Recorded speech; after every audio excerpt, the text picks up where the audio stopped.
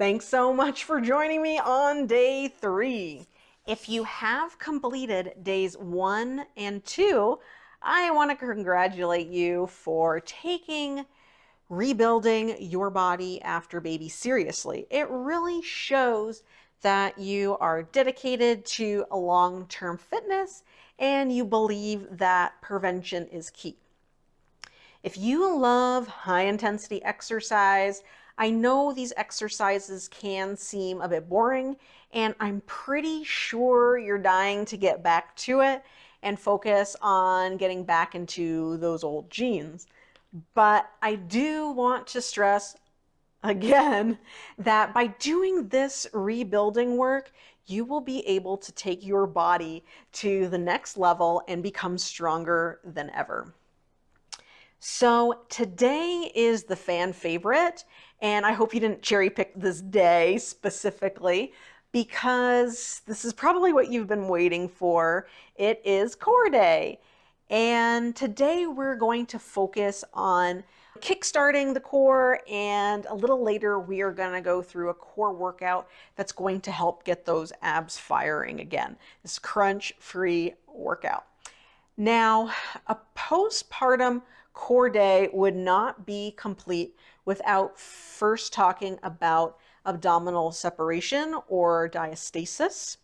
It has become that popular thing that women freak out about. So for those of you who are not sure exactly what diastasis is, I'm going to briefly explain it. Now, a diastasis is when the front connective tissue known as the linea alba, found between the rectus abdominal muscles, has become thinned and stretched out due to expansion, pulling, and stretching. So basically it's a thinning and overstretching of that connective tissue in the stomach. So that you don't freak out, I want to mention how common a diastasis is. And according to some physical therapy studies during pregnancy, 39% of women will have a diastasis by the time they are at the 6-month mark of pregnancy, and 100% of women have a diastasis of some sort at their due date. Now, looking at postpartum statistics, at 6 weeks postpartum, 60% of women will have a diastasis. Now, at 6 months, they say it's about 36%, and then at 1 year, 32% of women have a diastasis of some sort at 12 months postpartum. I'm going to be teaching you how to check for diastasis at the beginning of our workout, but I just want to ease your mind. Wherever you are at this moment in time is totally okay, and together we can start working on fixing it.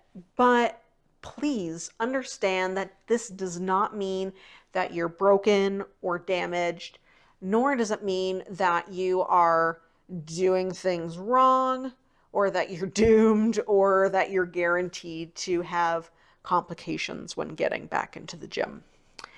Doing this assessment for diastasis is just a starting point, and corrective exercise can be of a great benefit. And what we can do is test for that diastasis before we start doing some core work, and then down the road, 2 months from now, see how you are progressing. So it's more of a marker. It doesn't mean that it's good or bad. We've got women with different size diastasis, but that does not necessarily result in how they function. I do see a lot of women getting along just fine with some sort of diastasis, and they're able to continue their workouts. So I also get asked a lot of questions regarding how diastasis can affect your return to sport or athletic performance. Now, from a functional perspective, your connective tissue and core work to transfer load through your trunk so that you can bend, lift, rotate. And when this gap is too big or too squishy in the middle, it becomes ineffective at transferring load in this area. So our goal is to narrow this gap, reduce that depth or squishiness, and stop any bulging and restore strength. The first instinct is to think that crunches are the answer, and the more crunches, the better. However, crunches mainly isolate the top of the rectus, and working this muscle puts a lot of pressure on an already super weak area and can cause further separation. So to close the gap, reduce the depth and bulging of a diastasis, you need to work the deepest, most layers of the core. When it comes to rebuilding and retraining the core, it is important to give your body its healing time. The body will naturally repair itself to some level, and your muscles do need time to heal after getting stretched out. Fixing the breathing, breathing work again. It has been shown that breathing restores the natural function of the pelvic floor and the core. So if you ignored day one and cherry picked this workout because you thought it was just baby stuff, think again. It's important stuff. You want to restore posture to take the pressure off the abdominal muscles, so your posture can affect how the pressure relates and pushes on that diastasis. Strengthening the pelvic floor and making sure that the pelvic floor fires properly so that it can handle pressure, so that you're not risking prolapse due to pressure mismanagement when rebuilding those abs again. So only after these four things occur can we focus then on the strength of the abdominals and improve the tension of the diastasis. Now, since most of you joining this challenge have the goal to getting back to high intensity fitness, I want to spend some time talking about hernias. I see a lot of this in my postpartum CrossFitters and weightlifters who return to the gym before doing this rebuilding work, and they end up with hernias. And they say, how come no one ever told me this? A postpartum hernia is usually caused by a mismanagement of pressure on the weak, overstretched abdominal wall due to improper loading during exercise or other household activity. Because the abdominal wall is weakened, and as we know, pressure has to go somewhere, the abdominal wall takes that beating. Fat, bowels can all push through this weak abdominal wall, causing a bulging under the skin, and is typically seen just above the belly button or around the C-section scar. So now that we have the basics down and you know what you should be doing, let's talk quickly about what you should not be doing during this rebuilding phase. As I said before, crunches are not the answer, and for a little while, anything that front loads the abs with pressure will also put you at risk for hernia. So this includes exercises like front planks, push-ups, V-sits, burpees, pikes, ab rollouts, sit-ups, Russian twists.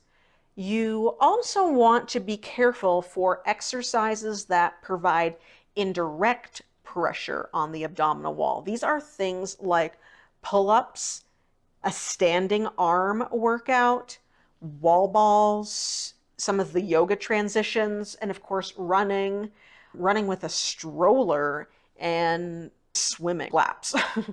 I also want to note that movements like squats and deadlifts, and even movements like standing from sitting or laying down, do put pressure and tension on the abdominal muscles. Because these are movements of everyday life, we really need to learn how to use correct breathing and posture when carrying out these activities, because they are not going away. So I hoped that helped and that you've learned something today, something new. And I hope you're looking forward to moving on to the workout. So remember, post any questions in the Q&A section. And as I say every day, don't forget to post your selfies on Facebook or Instagram, tag Strong Moms Fitness, and use the hashtag #FitAfterPregnancyChallenge. And of course, the more friends you tag, the extra points that you get. So thank you, ladies. I will see you in our workout.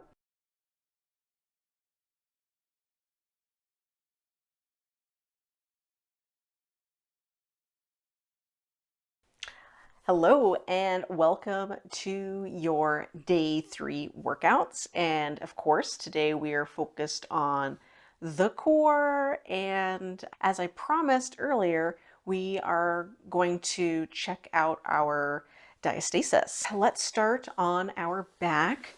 So get over onto your shoulder and roll onto your back. There are 3 points that we are going to check today.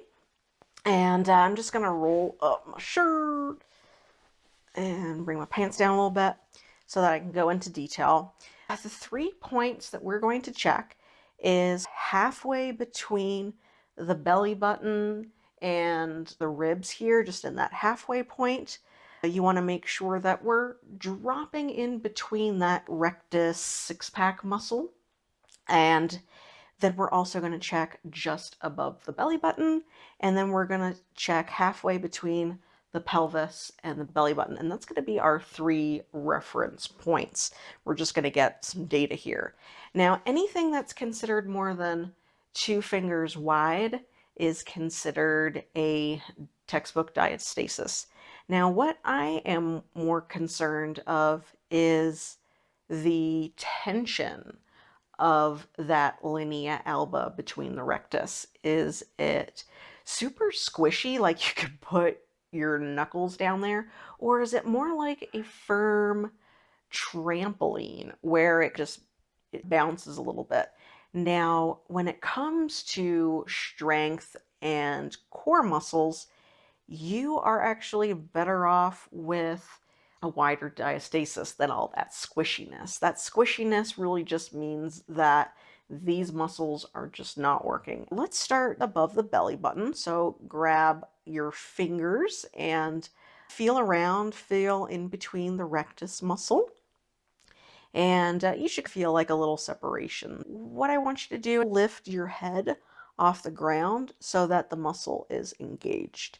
And feel around, and you should be in between the 2 rectus muscles here, and feel if they're squishy, bouncy, if it's firm. And when you do find it, figure out how many fingers wide you can get in there, and then relax. Next, we're going to try halfway between the belly button and the ribs. And again, you're going to do the same thing. Lift head, feel around, feel how many fingers you can get in there, feel how squishy, feel how tight it is, and make note of that. That's going to be our starting point. Last checkpoint is halfway between pelvis and belly button. Get your fingers in there, lift again, engage, and feel the difference. Feel how spongy it is, bouncy it is, or does it feel firm and solid under? So that's how you check for a diastasis. And that's going to be a reference point and a starting point for you. And as you continue throughout your postpartum experience, you do more of these rebuilding exercises, you should notice that it is less spongy and that this gap is going to firm up a little bit. So before we get going on the workout, let's start with 10 full breaths, activating through the pelvic floor, zipping up those abs on that exhale. So let's work together. Inhale, full expansion, and exhale. Pelvic floor up, abs zip. Good job. And inhale. And exhale. Think pelvic floor, core. Good job. And inhale and exhale. Good job. Inhale and exhale. Inhale,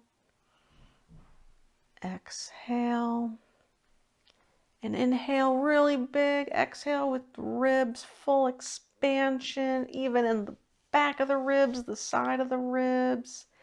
And exhale, pelvic floor, leaving the mat, abs zipping up. Good job. Couple more and we're done. Inhale and exhale. Good job. Inhale and exhale. Let's just do 2 more. Inhale, exhale. Last one, we're going to hold a Kegel at the top. Inhale, exhale, holding that Kegel for 5, 4, 3, 2, 1. Relax. Good job. How was that today? Hoping it's becoming a little easier, a little bit more automatic for you. So our next exercise is going to be heel slides, and really fun exercise. We're going to get back onto our back by way of our shoulders and sides. And there is definitely a level of progression for this one here, and we're just going to start super basic. What we're doing is we're going to inhale, and then on the exhale, you are sliding your heels down to the ground and bringing them back up. And we're going to do 10 on each side. So we are going to just do a full inhale and exhale, and inhale, extend the legs, and exhale, bring them up again. That's 1. Inhale, leg down, exhale, slide up. Inhale, leg down, exhale, slide up. Inhale, exhale, think of the pelvic floor, zip those abs as you bring that leg back up. And inhale, leg up, leg down, exhale, leg up. Good job. Couple more. Inhale, exhale, leg up, and inhale, and exhale, leg up.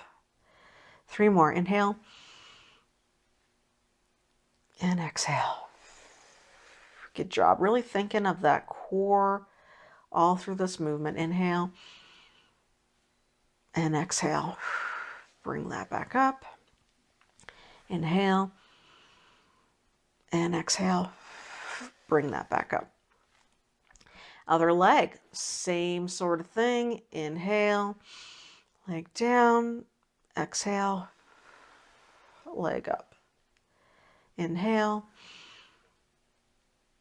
and exhale. Inhale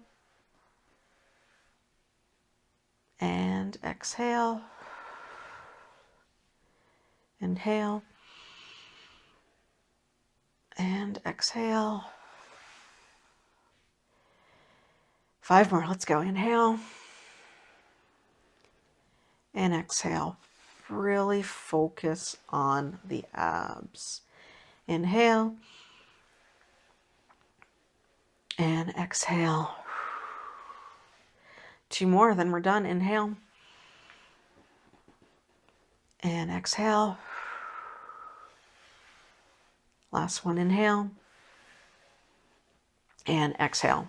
Now with this one, as you progress, you can really try to slide or walk out your feet and then bring them back in. And that's just a little bit more advanced and really just depends on where you're at. But those are level 2, so we won't be working on those ones today. How did that one feel for you? All right, so our next exercise is going to be toe taps, and we're going to do some alternating movement here. And you can certainly, if you've noticed diastasis in our earlier check, keep your hands on your diastasis and see how it changes and fluctuates as we do these alternating taps. We're going to get back onto the back, rolling over, and knees are going to be at a tabletop. And we are just going to tap the toes to the ground. And you should really be able to feel this on the lower abdominals. So feel free to put your fingers there and see how your diastasis progresses as we go through there. So we're going to inhale, lower, and exhale, bring up. We're going to alternate. Inhale, exhale, inhale, exhale, inhale, exhale. We're going to do 10 total. So let's go.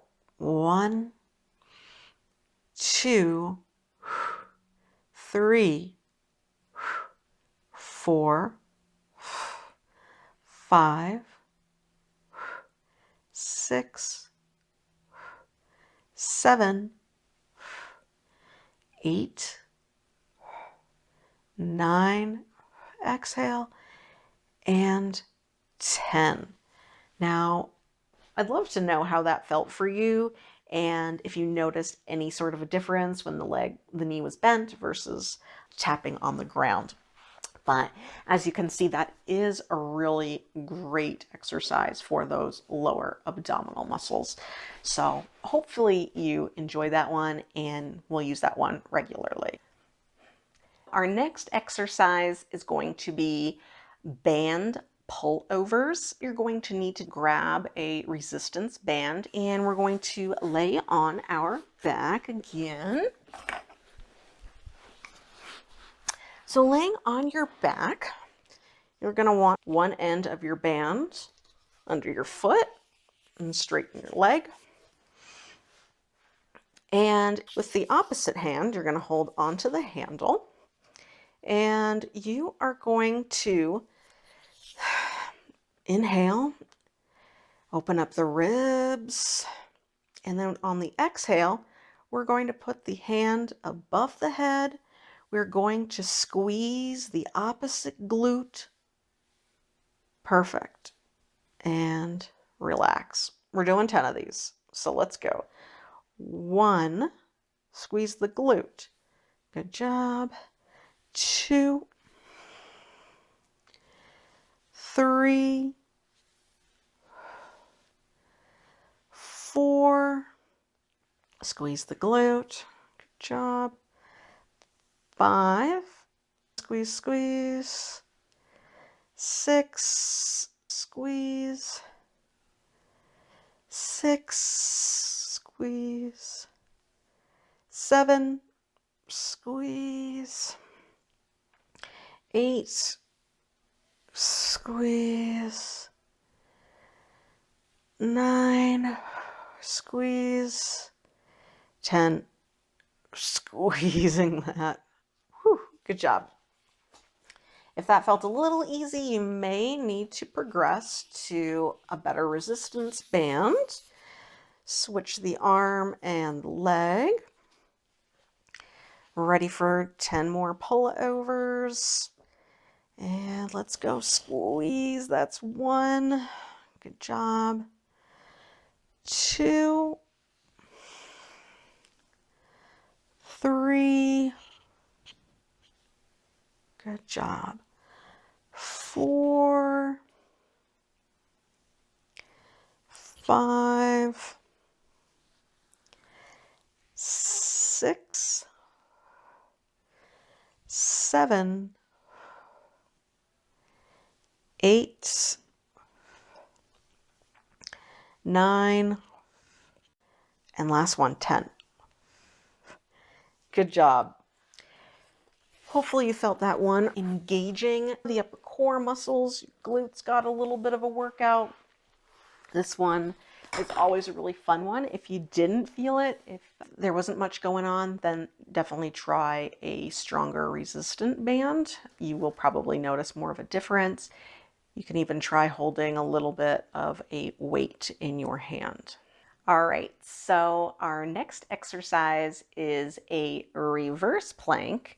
And although front planks are really not a good idea at this time, the reverse plank is really awesome. So I'm just going to turn over to my side here and get myself into the positioning here. You want your fingers facing forward, head up, and try and keep your neck as much of alignment as you can with this.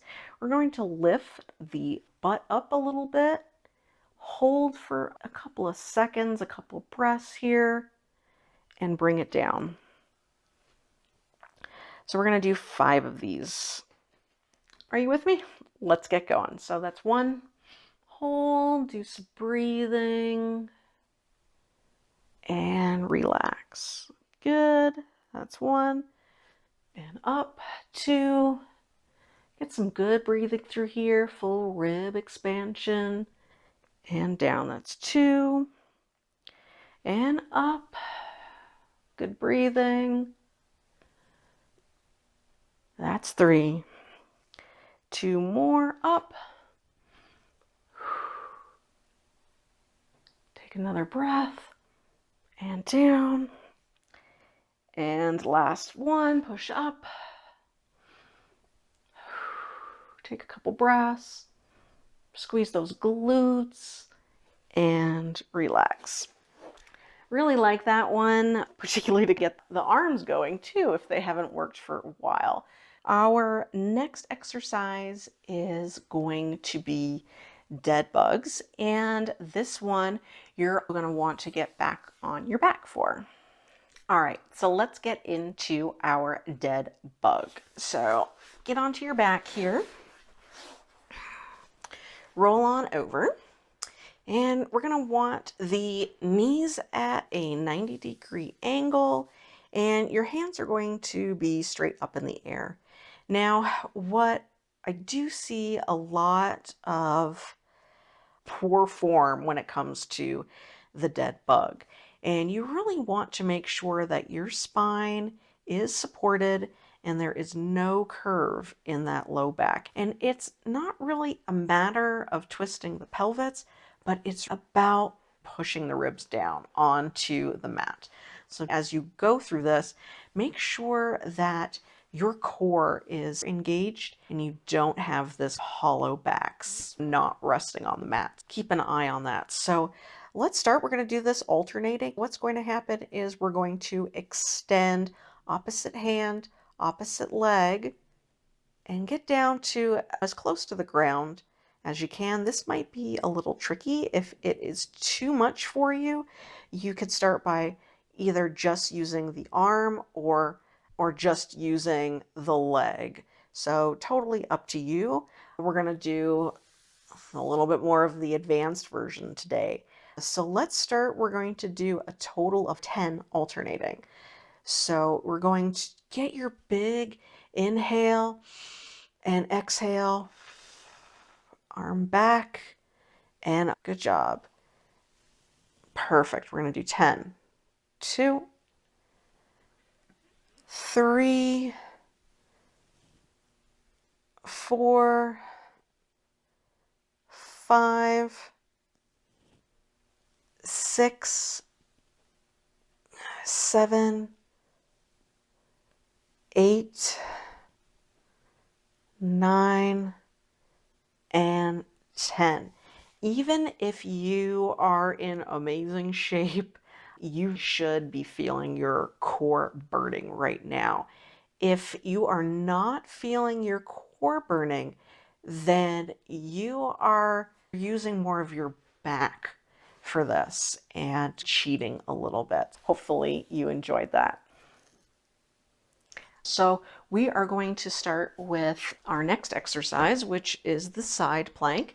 Use a bench or whatever you have that is solid and secure. We're going to do a side plank from our elbow, and we're going to hold for about 20 to 30 seconds. Want to make sure that your abs and core are engaged. And if this is difficult, definitely come out, but really utilize your breath. Inhale and exhale. Good, keeping those abs engaged, not rotating or rocking the hips. Inhale and exhale. Last breath, inhale and exhale. Now, for those of you that had a little trouble with that one, you can always do it from the ground. You can come up to your arm and your knee, just like that. And you can go for a couple breaths here, keeping this pelvis nice and straight. Inhale and exhale. Inhale and exhale. Inhale and exhale. Inhale, exhale. Awesome. I hope one of those variations worked for you. Of course, that is a little bit more engaging is the upper abs, so some people do struggle with it. But I hope you enjoyed the workout today. I look forward to seeing you in our live, and I'd love to answer all your questions. Be sure to post your selfies, and I can't wait to see you tonight and for day 4.